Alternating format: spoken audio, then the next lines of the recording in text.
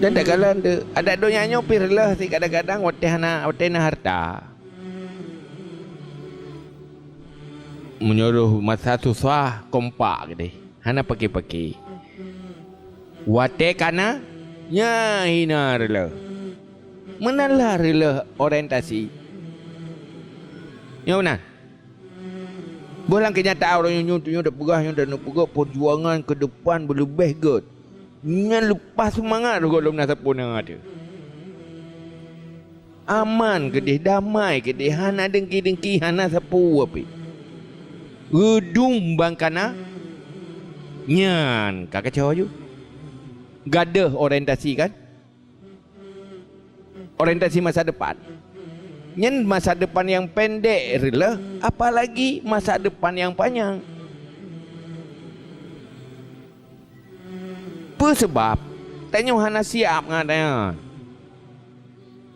Karena orientasi ji ke materi, ke harta.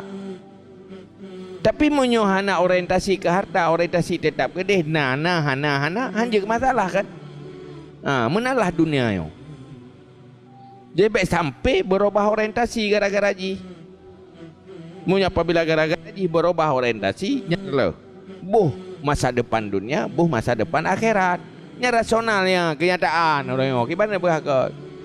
Wah dia yo. Nyoda minta peng mangat kaya, mangat sejahtera.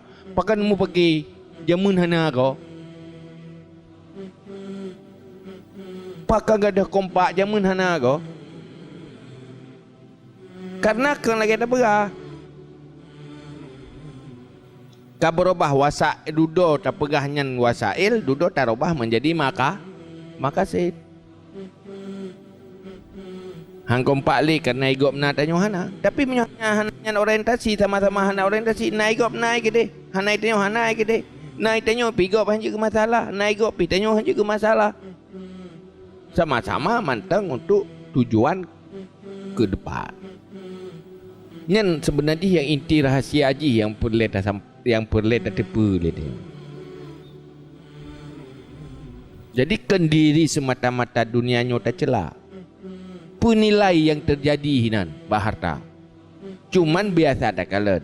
Nilai kesombongan, nilai cenderung ke dunia lebih gampang terjadi di saat tak memiliki dunia. Ketimbang dengan di saat miskin. Cuman bak miskin juga nak terjadi. Pun terjadi. Hai al-faqru akrabu ilal kufri. Man dua na sisi buruk.